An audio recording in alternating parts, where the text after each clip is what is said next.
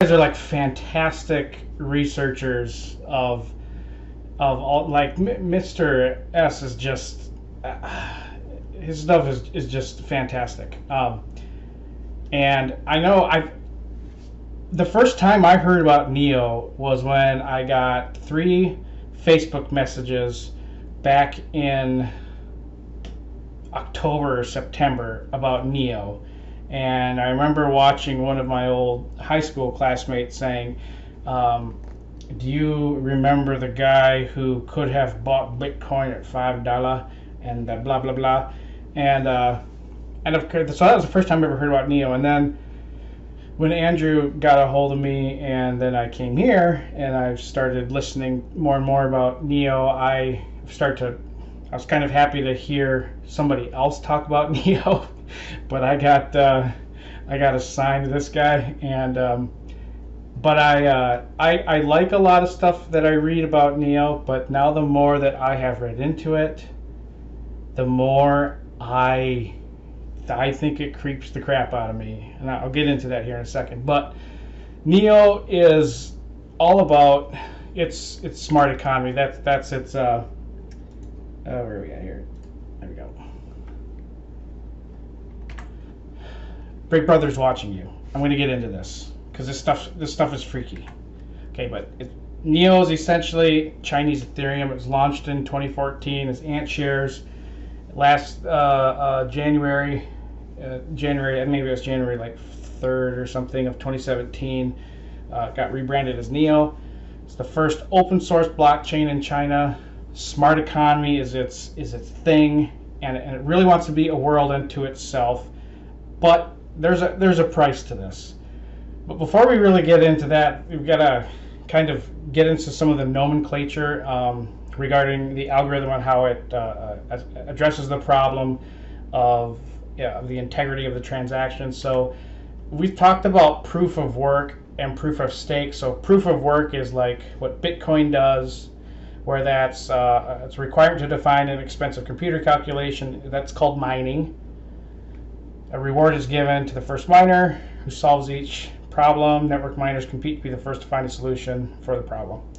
Whereas proof of stake, like NXT, it's the creator of a new block is chosen in a kind of a determined way depending on its wealth.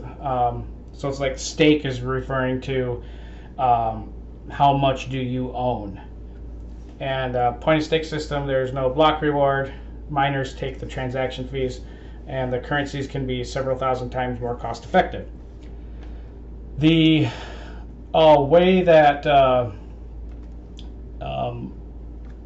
NEO has addressed this is the Byzantine generals problem. Does everybody know what this is? Because this is much easier, harder to. This is one of those concepts in cryptocurrencies. Has anybody had a difficult time explaining cryptocurrencies to their friends or family, and trying to like make it simple is difficult?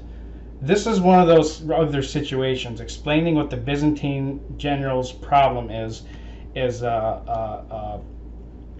actually found a kind of an explanation. All right, because the problem is how do we reach a consensus if there are bad people or untrustworthy elements involved in the transaction calculation process?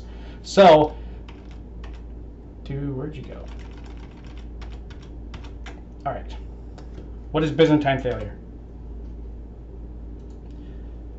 Let's assume that we have 5 generals, and let's assume one of them is malicious.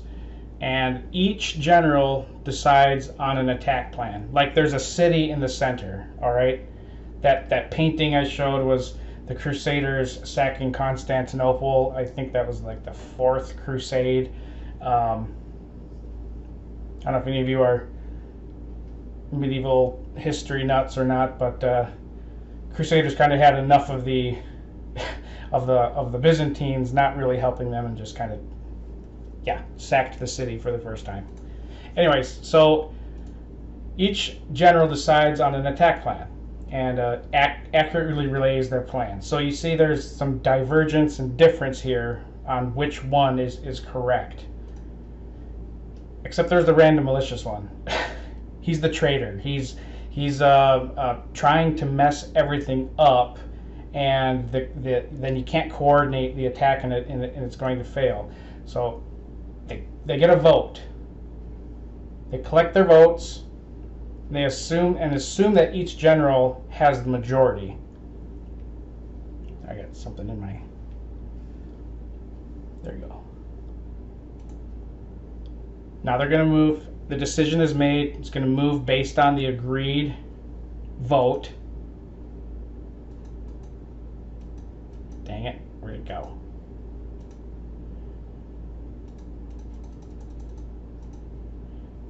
Ugh.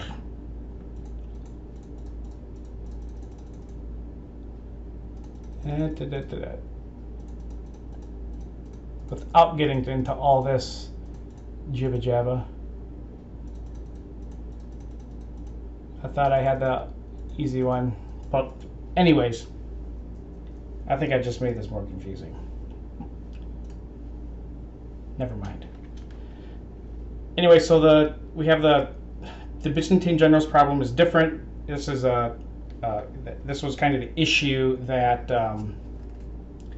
Satoshi Nakamoto, the problem that he solved was a decentralized consensus network, and you basically have really just a whole bunch of people agreeing on a calculation, and enough people are verifying it, and then it becomes the truth.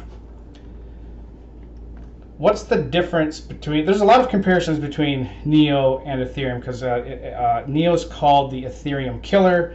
I think we've heard a lot about NEO, but there's some differences, some similarities, but NEO wants to be a central smart economy, wants digitizing physical assets, decentralized autonomous organizations can be involved. It's like its own system, its own environment. And Ethereum is like the Internet 3.0. It's a platform for decentralized applications, smart contracts, both do smart contracts. It's accessible, free, anyone and everyone. Free is kind of nothing's free. NEO cannot be mined. Ethereum can be mined. Smart contracts. One of the nice things with NEO is that it uses a lot of known coding languages already. Something I did not really know about this, but I think I overheard maybe Mark talk about it, is that NEO has the capability of using a lot of well-known programming languages, and that makes it just a whole lot easier to use, whereas Ethereum has its own proprietary language, Solidity. Not sure how that's pronounced, but it's Ethereum's only written in that. That is it. So Ethereum has one token, Ether.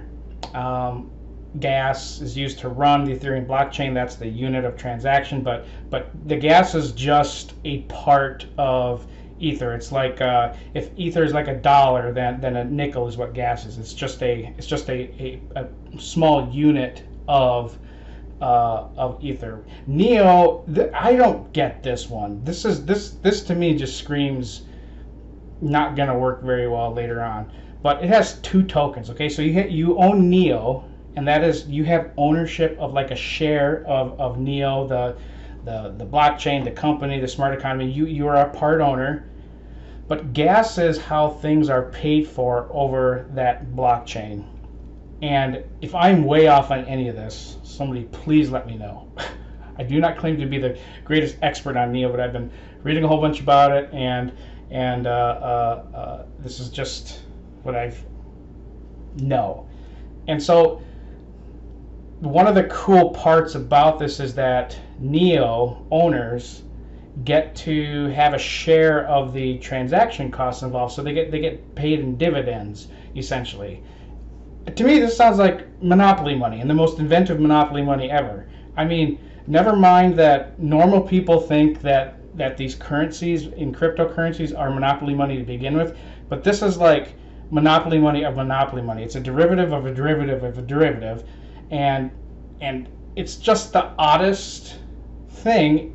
Oh, even though it sounds really cool, but the value of it, I mean, value is subjective, but this is just a little odd, and a part of it doesn't really fit well with me as far like from an accounting aspect. It's just weird.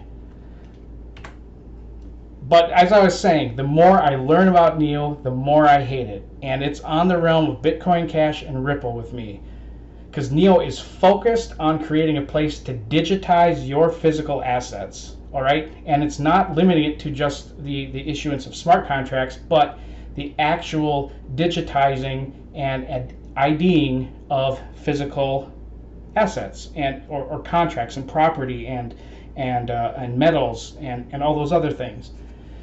They are focused on complying with governments and their regulators. Now, this is why NEO gets a lot of bullish press, is because they're complying